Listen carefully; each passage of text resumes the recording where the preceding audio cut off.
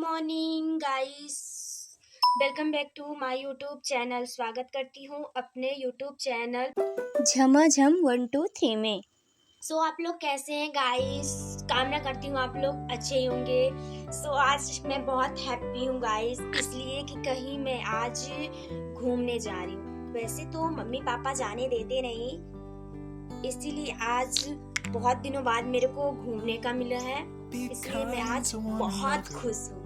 इस वीडियो में मेरे साथ दो मेरी भतीजी भी है, जिनका नाम परी केवट और कुच्चू है। कुच्चू हम उन्हें प्यार से घर पर बुलाते हैं, बाकी उनका असली नाम सोनाली है। आज उनसे हम आपको मुलाकात करवाएंगे।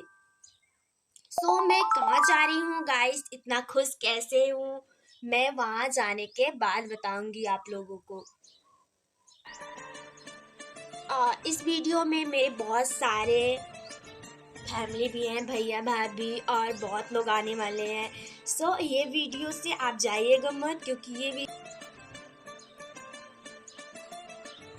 गाइस मैं जा रही हूँ, अभी तैयार होने। जल्दी मैं तैयार हो लूँ ताकि मैं जहाँ जाना चाहती हूँ वहाँ अच्छे से चली जाऊँ।